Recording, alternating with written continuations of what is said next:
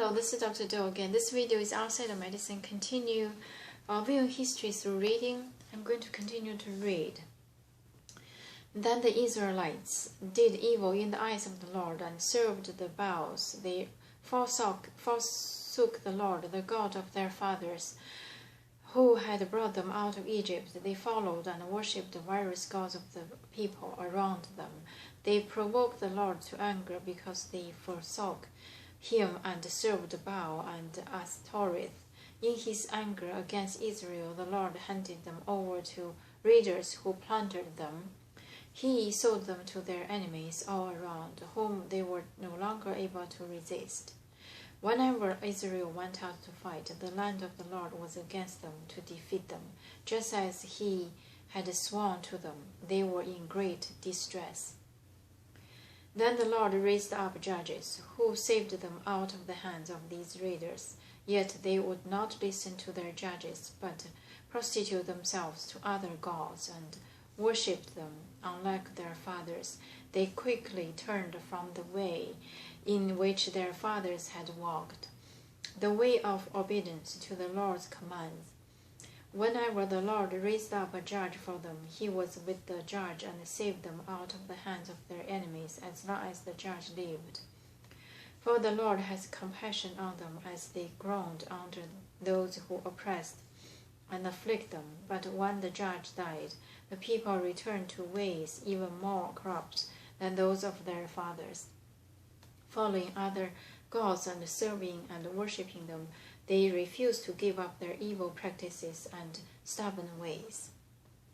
Therefore the Lord was very angry with Israel and said, "Because this nation has violated the covenant that I laid down for their forefathers and has not listened to me, I will no longer drive out before them any of the nations Joshua left when he died. I will use them to test Israel and see whether they will keep the way of the Lord and walk in it, as their forefathers did."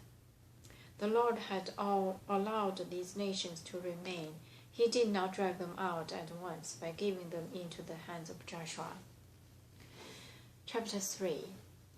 These are the nations the Lord left to test all those Israelites who had not experienced any of the wars in Canaan. He did this only to teach warfare to the descendants of the Israelites who had not had previous battle experience. The 5 rulers of the Philistines, all the Canaanites, and the Sidonians and Hivites living in the Lebanon mountains, from Mount Baal Hermon to Lebo Hamath, they were left to test the Israelites to see whether they would obey the Lord's commands, which he had given their forefathers through Moses. The Israelites lived among the Canaanites, Hittites, Amorites, Perizzites, Hivites, and Jebusites. They took their daughters in marriage and gave their own daughters to their son and served their gods. Othniel.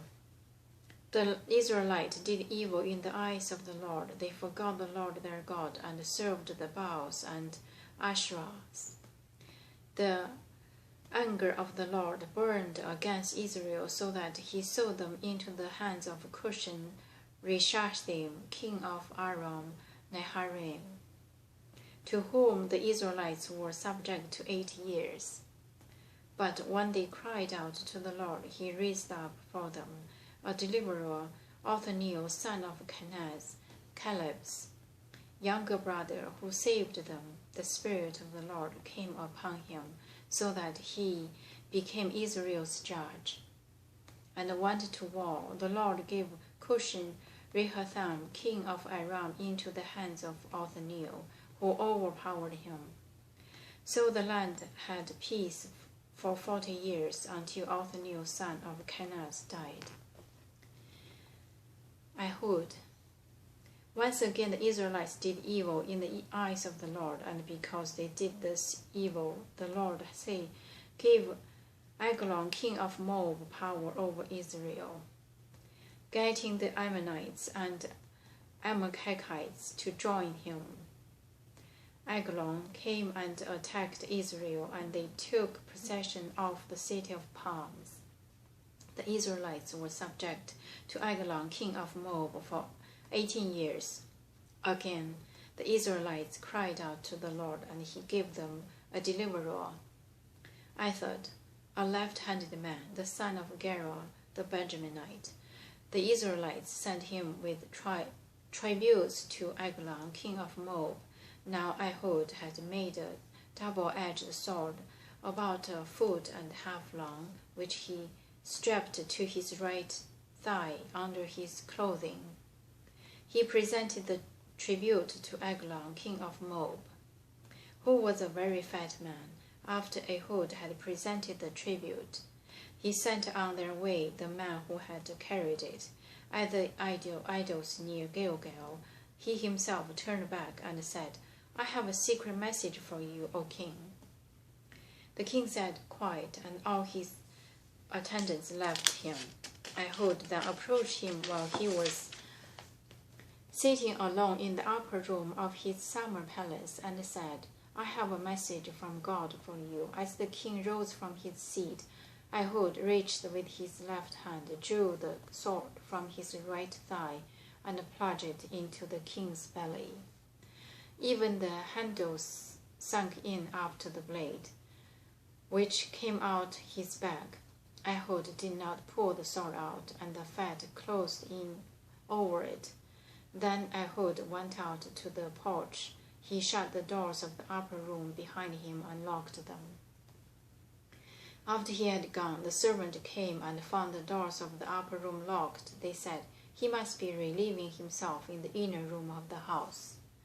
They waited to the point of embarrassment, but when he did not open the doors of the room, they took a key and unlocked them. There they saw their lord fallen to the floor dead. While they waited, Ehud got away. He passed by the idols and escaping to Serah. When he arrived there, he blew a trumpet in the hill country of Ephraim, and the Israelites went down with him from the hills, with him leading them. Follow me, he ordered, for the Lord has given Moab, your enemy, into your hands. So they followed him down, and taking possession of the fords of the Jordan that led to Moab, they allowed no one to cross over. At that time, they struck down about 10,000 Moabites, all vigorous and strong. Not a man escaped. That day Moab was made subject to Israel, and the land had peace for 80 years. Shamgar. After Ehud came Shamgar, son of Anath, who struck down 600 Philistines with the ox goad. He too saved Israel. Deborah, chapter 4. After Ehud died, the Israelites once again did evil in the eyes of the Lord, so the Lord sold them into the hands of Jabin, a king of Canaan, who reigned in Hazar. I'm going to stop here today and continue next time. Thank you for watching.